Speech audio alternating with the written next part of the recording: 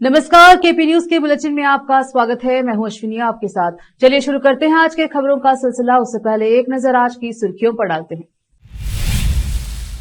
बीदर दक्षिण के नागुरा ग्राम में टिकनागुरा ग्राम पंचायत कार्यालय से लगी सड़क की हालत खराब। पूर्व मंत्री राजशेखर पाटिल ने कलबुर्गी लोकसभा सदस्य राधाकृष्णन दुधामनी से मुलाकात की। कर्नाटक के मुख्यमंत्री ने पंचमसाली नेताओं से कहा कि वे समिति को काम करने दे, कानून फैसला करेगा। ईडी ने मूडा कार्यालयों पर छापे मारे, महत्वपूर्ण भूमि रिकॉर्ड जब्त। विस्तारा एयर इंडिया एक्सप्रेस के बाद इंडिगो के विमानों को बम से उड़ाने की धमकी, कराई गई इमरजेंसी लैंडिंग। महाराष्ट्र में सीट बंटवारे को लेकर अखिलेश यादव का बड़ा बयान, बताया क्यों सीट शेयरिंग फाइनल होने से पहले उतारे कैंडिडेट।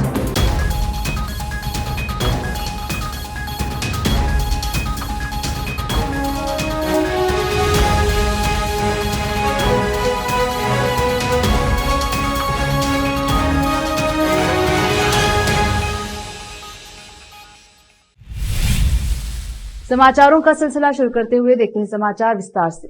पहले समाचार स्थानीय। बीदर दक्षिण के नागुरा ग्राम में टिकनागुरा ग्राम पंचायत कार्यालय से लगी सड़क की हालत खराब, जहां हर समय नालियों का गंदा पानी बहता रहता है।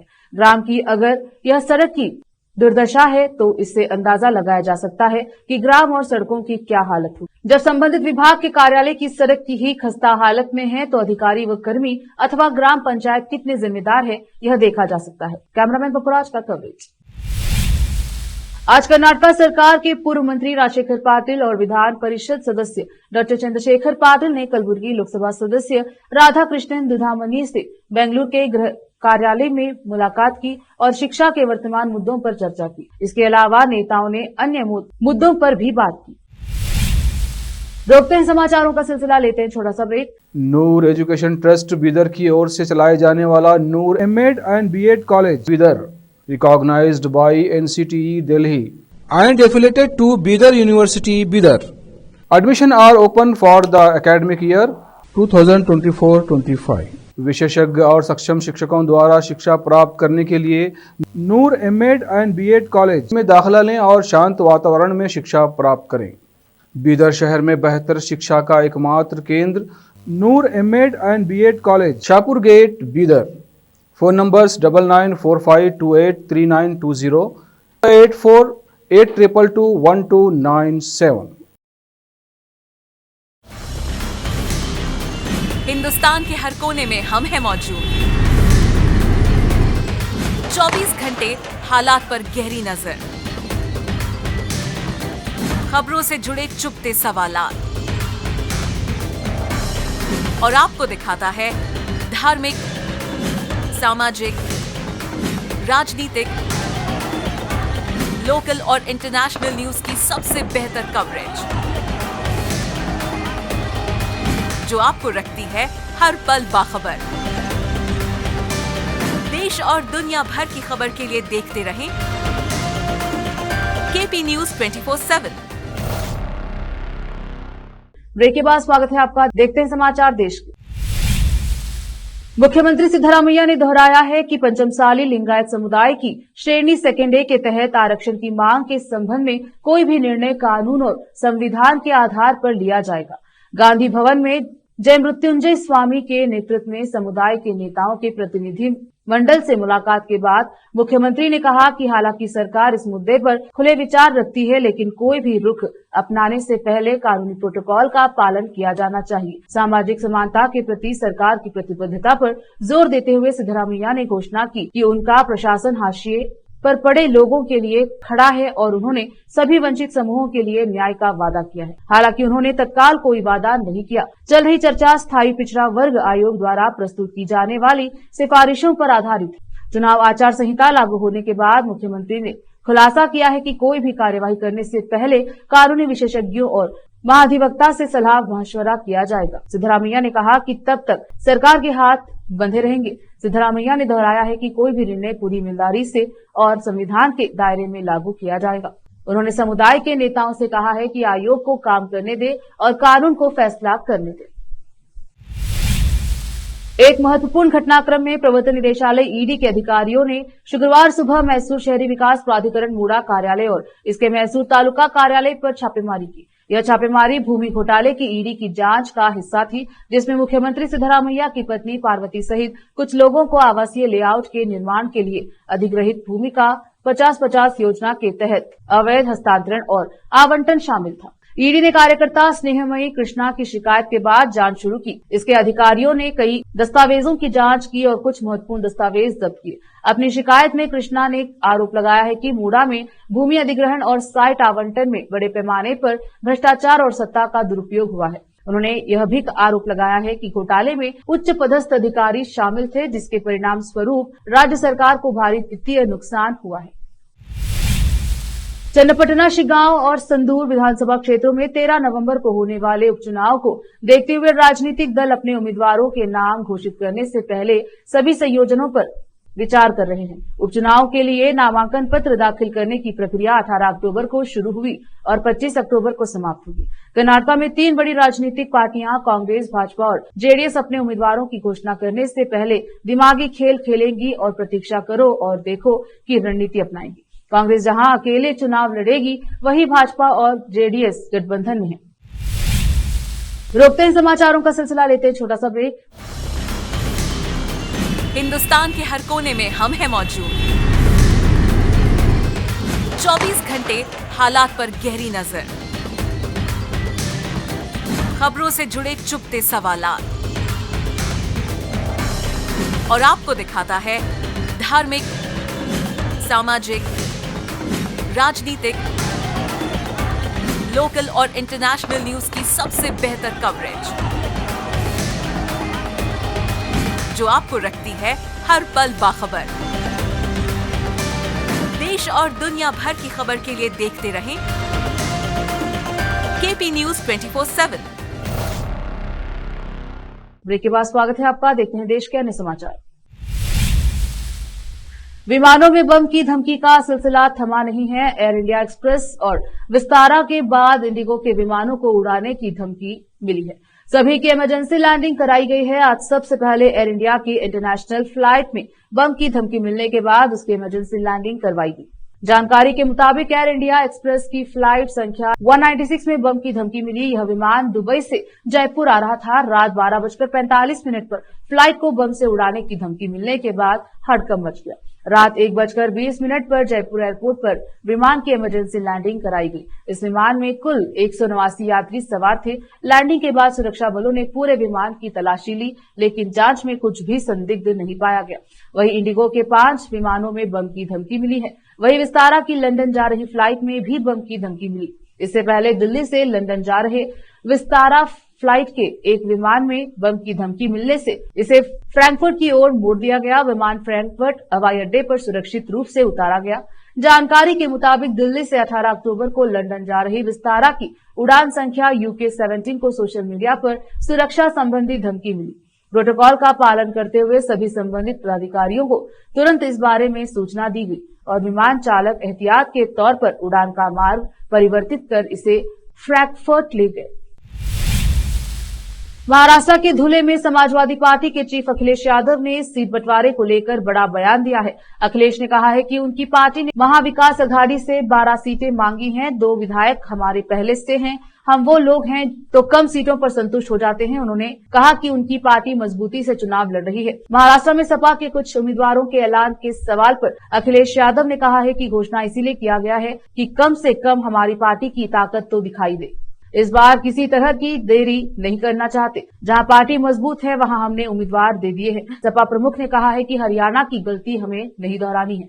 बीजेपी बहुत होशियार पार्टी है। उसने वहां पर हारा हुआ चुनाव जीत लिया। बीजेपी की महाराष्ट्र में सरकार नहीं बनी तो दिल्ली की सरकार चली जाएगी। दिल्ली में बीजेपी गठबंधन में सरकार चला रही है। पता नहीं वो 2 साथी कब उनका साथ छोड़। जमानत पर जेल से बाहर आए दिल्ली के पूर्व मंत्री और आम आदमी पार्टी के सीनियर नेता सत्येंद्र जैन ने बड़ा बयान दिया है। सत्येंद्र जैन ने शनिवार सुबह कहा कि अगर लोकतंत्र नहीं होता तो केंद्र सरकार अब तक मुझे फांसी पर लटका चुकी होती। अरविंद केजरीवाल ने कहा है कि अगर हम बदलाव लाने की कोशिश करेंगे तो हमें जेल जाना पड़ेगा। जेल जाने के बाद हमारे कई नेता हमेशा यही सोचते रहे कि वे हमें क्यों तोड़ना चाहते हैं। हमने इस बारे में बहुत सोचा और हम इस नतीजे पर पहुंचे कि वे सिर्फ हमें और हमारे द्वारा लाए गए बदलाव को रोकना चाहते हैं। दिल्ली के पूर्व स्वास्थ्य मंत्री ने कहा कि मेरे खिलाफ इस केस को चलते हुए 7 साल से ज्यादा हो गए हैं। अभी तक जांच पूरी नहीं हुई है। उनका एकमात्र उद्देश्य मुझे, मनीष सिसोदिया और अरविंद केजरीवाल को गिरफ्तार करना था। मुझे महीनों तक एकांत कारावास में रखा गया। जेल से सीसीटीवी फुटेज जो व्यापक रूप से वायरल किए गए। बीजेपी के लोगों ने जेल में मेरे अच्छे समय के बारे में बहुत शोर मचाया, लेकिन वे सुविधाएं सभी कैदियों को दी गई थी। जेल में मेरा 40 किलो वजन कम हो गया था, लेकिन वे इसे लोगों को कभी नहीं दिखाएंगे। मैं लगभग मर ही गया था। उत्तर प्रदेश जनपद गोरखपुर के चौरी चौरा तहसील में आम हिंदुस्तान पार्टी के राष्ट्रीय अध्यक्ष टीपी यादव ने संपूर्ण समाधान दिवस पर तहसील मुख्यालय चौरी चौरा में पहुंचकर एसडीएम को 43 सूत्रीय मार्ग को लेकर ज्ञापन सौंपा और शहीद नगर चौरी चौरा को जिला बनाने का मांग किया। उन्होंने कहा है कि आम हिंदुस्तान की पार्टी द्वारा चौरी चौरा के शहीदों के सम्मान एवं यहाँ के जनमानस के समुचित विकास के लिए गोरखपुर, देवरिया व कुशीनगर आशिक जिलों में नवीन जिला चौरी चौरा को क्रांति नगर नामकरण करके एक आदर्श नया जिला स्थापित किया जाए तथा चौरी चौरा स्वतंत्रता संग्राम सेनानियों के लिए हमारे राष्ट्रीय आंदोलन को प्रेरित करने वाले उच्च आदर्शों को हृदय में संजोए हुए हैं और हमारी मांग है कि चौरी चौरा क्रांति नगर आदर्श नगर के रूप में एक नए जिला का निर्माण हो। विकास कुमार भारद्वाज की रिपोर्ट। आज आप तहसील पे आए हैं, किन कारणों से और क्यों इस तरह का प्रदर्शन कर रहे हैं आप? हम इसीलिए कर रहे हैं, चौरी चौरा को जिला बनाने के लिए बहुत सालों से मेहनत कर रहे थे और चौरी चौरा विश्व पटल पर हिंदुस्तान में पूरा विश्व में इनका शहीदों का नाम से ये माना गया है। इसीलिए मैं चौरी चौरा को जिला बनाने के लिए मांग कर रहे हैं हम लोग। ये तहसील कितने वर्षों से मांग कर रहे हैं कि ये जिला बन जाए? ये फर्स्ट हम लोग का है, फर्स्ट है, इस हम लोग मांग कर रहे हैं। चौरी चौरा को ही जिला बनाने की मांग क्यों कर रहे हैं आप? इसीलिए मांग कर रहे हैं चौरी चौरा जिला बनाने के लिए। ये विश्व में स्वतंत्र सेनानियों के नाम से शहीद हुए हैं लोग। यहाँ पर थाना फूका गया है चौरी चौरा को, विश्व में सब लोग जानते हैं। इसीलिए हम चौरी चौरा को मैं जिला बनाने के लिए हम लोग अथी कर रहे हैं। आप मांग करते वक्त क्या ज्ञापन सौंपे? एसडीएम साहब को मैं विज्ञापन सौंपे हैं हम लोग। क्या उन्होंने कहा है? उन्होंने यही लिखा है, अन्य विभिन्न मांगे हैं। उसमें चौरी चौरा स्टेशन को जंक्शन बनाने के लिए भी मांगे हैं और सदार नगर जो गन्ने का मिल है उस पर मांग किया गया है और हम लोग जो विकास के लिए मांग किया गया है। जी आपका नाम? मेरा नाम टीपी यादव है, राष्ट्रीय अध्यक्ष टीपी यादव। बिहार की 4 खाली हुई विधानसभा सीटों पर उपचुनाव होने हैं। इन सीटों पर 13 नवंबर को वोट डाले जाएंगे। बिहार की सियासत में अब एक और नई पार्टी एंट्री ले चुकी है। बिहार में होने वाले उपचुनाव में चुनावी रणनीति का प्रशांत किशोर की पार्टी जनसुराज के उम्मीदवार भी नजर आएंगे। बिहार की बेलागंज, इमामगंज, रामगढ़ और तरारी सीट पर उपचुनाव है। प्रशांत किशोर ने शनिवार को बेलागंज और इमामगंज से अपने उम्मीदवारों के नाम का ऐलान किया है।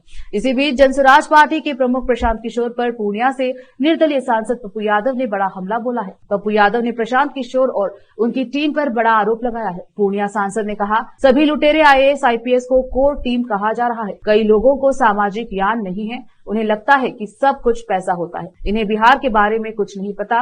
रिटायर्ड लोगों को बैठा कर कह रहे हैं कि क्रांति लाऊंगा। क्रांति लानी है तो भ्रष्टाचार रोक कर देखो। आधार कार्ड पर नंबर है, उसे बदल कर देखिए। बाढ़ के समय आप कहाँ थे? बाढ़ के दिन आप पार्टी बना रहे थे और गांधी जयंती पर आप कह रहे थे कि आप शराब शुरू कर देंगे। क्या शर्म से नहीं मर गए? पहले जहरीली शराब बंद करो और 51 लोगों को पैसा। वो अरबों रुपए के दौरे पर जाते हैं, उनके पास पैसा नहीं है। रुकते हैं छोटे से ब्रेक के लिए, जल्द लौटेंगे ब्रेक के बाद। हिंदुस्तान के हर कोने में हम हैं मौजूद। 24 घंटे हालात पर गहरी नजर। खबरों से जुड़े चुपते सवालात और आपको दिखाता है धार्मिक, सामाजिक, राजनीतिक, लोकल और इंटरनेशनल न्यूज की सबसे बेहतर कवरेज जो आपको रखती है हर पल बाखबर। देश और दुनिया भर की खबर के लिए देखते रहें केपी न्यूज 24/7। ब्रेक के बाद स्वागत है आपका। देखते हैं अंतर्राष्ट्रीय समाचार। हमास चीफ यहां सिनवार की मौत के बाद इजरायली सेना ने गाजा हमले को तेज कर दिया है। इजराइल द्वारा गाजा में किए गए ताजा हमले में 3 बच्चों सहित 11 लोगों की अभी कुछ देर पहले मौत हो गई, जबकि इससे कुछ घंटे पहले किए गए एक अन्य हमले में कम से कम 10 लोग मारे गए थे। यह हमला आज शनिवार को किया गया, जबकि इससे पहले 72 लोगों की मौत हो गई थी। इसमें जबालिया में 33 लोगों की मौत हुई थी। इस प्रकार अब 93 लोगों की 24 घंटे में मौत हो चुकी है। फिलिस्तीन के चिकित्सा अधिकारियों ने यह जानकारी दी है कि दीर अल बलहा स्थित अल अक्सा शहीद अस्पताल ने बताया कि इजराइल ने शनिवार सुबह मध्य गाजा में मघाजी शरणार्थी शिविर पर हमला किया, जिसमें मारे गए सभी लोग एक ही परिवार के थे।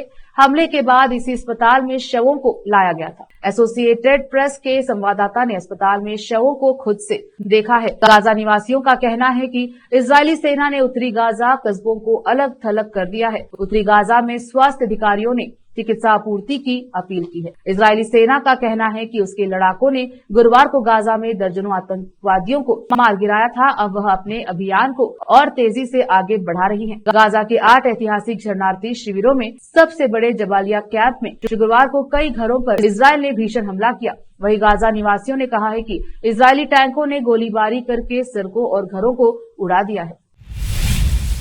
हमास चीफ यहां सिनवार की मौत के 72 घंटे बाद इजराइल के प्रधानमंत्री बेंजामिन नेतन्याहू के आवास पर ड्रोन हमला किए जाने की सनसनीखेज खबरें सामने आ रही हैं। इजरायली सरकार ने बताया है कि प्रधानमंत्री बेंजामिन नेतन्याहू के आवास की ओर शनिवार को एक ड्रोन से वार किया गया। इस हमले के बाद पूरे इजराइल में हड़कंप मच गया है। इस हमले में नेतन्याहू बाल बाल बच गए। हमले में कोई और भी हताहत नहीं हुआ। अभी तक यह स्पष्ट नहीं हो सका है हमले को किसने अंजाम दिया है, मगर कहा जा रहा है कि इसे लेबनान की ओर से आते देखा गया। इजरायली सेना ने यह भी नहीं बताया है कि जिस वक्त यह हमला हुआ उस दौरान नेतन्याहू वहां मौजूद थे या नहीं, मगर यह जरूर स्पष्ट किया गया है कि नेतन्याहू पूरी तरह से सुरक्षित हैं। बताया जा रहा है कि इस हमले से कोई हताहत नहीं हुआ है। हमले के बाद इजरायली सेना और सुरक्षा एजेंसियां अलर्ट मोड पर है। विस्तृत ब्यौरा का इंतजार है। फिर से एक नजर आज की सुर्खियों पर। बीदर दक्षिण के नागुरा ग्राम में टिकनागुरा ग्राम पंचायत कार्यालय से लगी सड़क की हालत खराब। पूर्व मंत्री राजशेखर पाटिल ने कलबुर्गी लोकसभा सदस्य राधाकृष्णन दुधावनी से मुलाकात की। कर्नाटक के मुख्यमंत्री ने पंचमसाली नेताओं से कहा कि वे समिति को काम करने दे, कानून फैसला करें। ईडी ने मूडा कार्यालयों पर छापे मारे, महत्वपूर्ण भूमि रिकॉर्ड जब्त। विस्तारा एयर इंडिया एक्सप्रेस के बाद इंडिगो के विमानों को बम से उड़ाने की धमकी, कराई गई इमरजेंसी लैंडिंग। महाराष्ट्र में सीट बंटवारे को लेकर अखिलेश यादव का बड़ा बयान, बताया क्यों सीट शेयरिंग फाइनल होने से पहले उतारे कैंडिडेट।